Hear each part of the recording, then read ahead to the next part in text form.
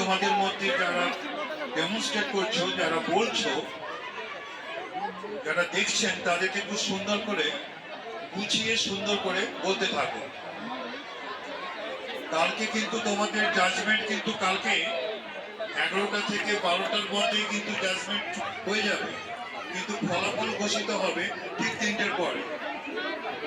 3টের পরে কিন্তু তোমাদের ফলাফল ঘোষিত হবে, তাই কাল কিন্তু অবশ্যই সবাই আসবে। খুবই ভালো লাগছে এই মুহূর্তে প্রদর্শনী মঞ্চ এবং প্রদর্শনী যে মাঠ একদম কানায় কানায় পূর্ণ। ছাত্র ছাত্রী, অভিভাবক অভিভাবিকা বৃন্দ, প্রাক্তন ছাত্র প্রাক্তন ছাত্রী, বিভিন্ন স্কুলের ছাত্রছাত্রী সবাইকে নিয়ে একদম মাঠ একবারে কানায় কানায় পরিপূর্ণ। এটা দেখে পরিষ্কার বোঝা যাচ্ছে যে এই প্রদর্শনী সকলের মন কিন্তু জয় করে নিয়েছে।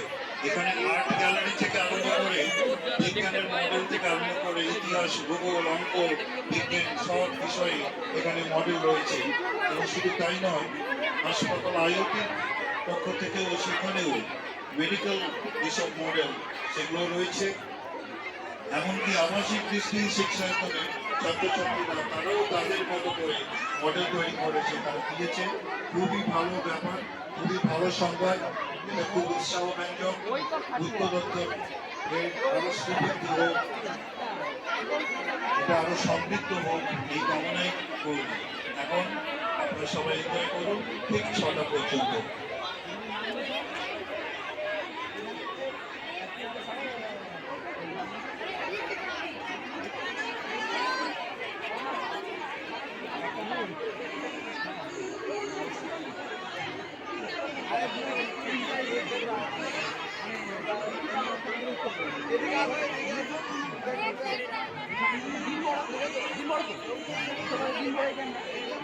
আর ছোট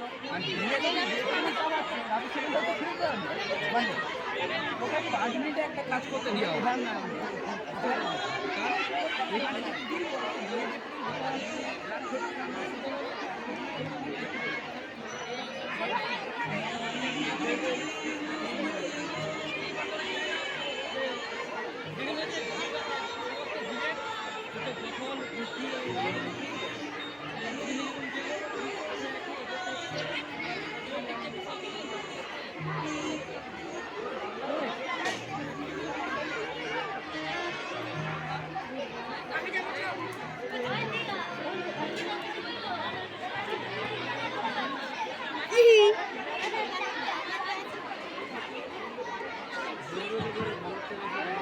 Attention please, মাননীয় মানিকবাবু, মানিকলাল সামন্ত বাবু, আপনি একটু ডায়াসের পেছনে আসুন।